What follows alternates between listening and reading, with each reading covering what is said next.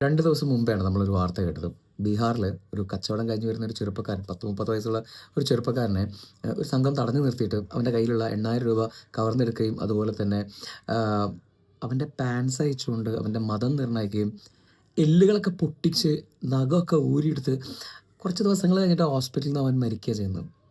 അപ്പം നമ്മൾ വിചാരിച്ചു ഇത് കേരളത്തിലല്ലല്ലോ ബീഹാറിലല്ലേ എന്ന് ആശ്വസിച്ചു. ഇന്ന് കേരളത്തിൽ പാലക്കാട് ജില്ലയിൽ ഒരു ഇതര സംസ്ഥാന തൊഴിലാളിയെ ആൾക്കൂട്ടം വിചാരണ ചെയ്തിട്ട് ജോലി കഴിഞ്ഞ് മടങ്ങി വരികയാണ്.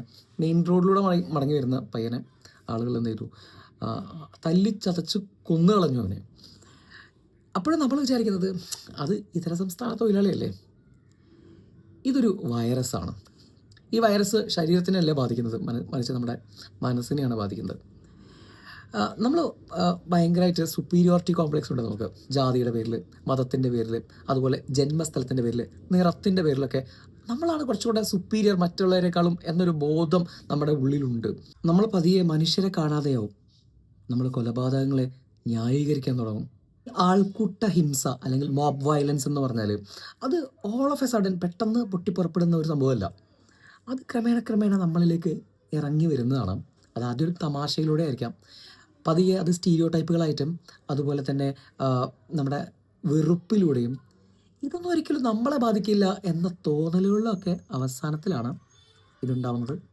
ഇത് പയ്യെ നോർമലൈസ് ചെയ്യപ്പെടും. ആളുകൾ ഇങ്ങനെ ഒരു ക്രൂരകൃത്യം നടന്നു കഴിഞ്ഞാൽ, നഖങ്ങൾ പറിക്കപ്പെടുന്ന സമയത്തും എല്ലുകൾ പൊട്ടിച്ചൊരാളെ കൊല്ലുന്ന സമയത്തും അവന് പറ്റിയ ആ ഒരു അപകടത്തെക്കുറിച്ചല്ല സമൂഹം ചർച്ച ചെയ്യുന്നത്. ഇരയുടെ ഐഡൻറ്റിറ്റിയാണ് തിരയുന്നതെങ്കിൽ അവിടെ നമ്മൾ വെറും സാക്ഷികളല്ല, നമ്മളും അതിൽ പങ്കാളികളാണ്. നമ്മുടെ നിശബ്ദത എന്ന് പറയുന്നത് അതൊരിക്കലും നിഷ്പക്ഷതയല്ല, മറിച്ചൊരു സമ്മതം കൊടുക്കലാണ്, സൈലൻ്റായിട്ട് ഒരു കൺസെൻറ്റ് കൊടുക്കലാണ്. ഇന്ന് നിങ്ങൾ സംസാരിക്കുന്നില്ലെങ്കിൽ നാളെ ഈ പറയുന്ന ആൾക്കൂട്ടം നിങ്ങളുടെ മതമോ നിങ്ങളുടെ ജാതിയോ ഭാഷയോ ഒന്നും ചോദിക്കാൻ പോകുന്നില്ല.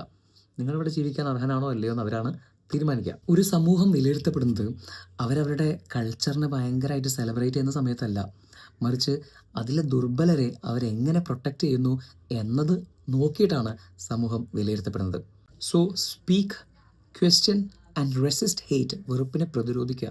കാരണം ഒരിക്കൽ നമ്മുടെ ഈ ഹ്യൂമാനിറ്റി നഷ്ടപ്പെട്ട് കഴിഞ്ഞാൽ പിന്നെ ഒരു മതത്തിനോ അല്ലെങ്കിൽ ഒരു സംസ്ഥാനത്തിനോ ഒരു ഭാഷയ്ക്കോ നമ്മളെ രക്ഷിക്കാൻ സാധിക്കില്ല.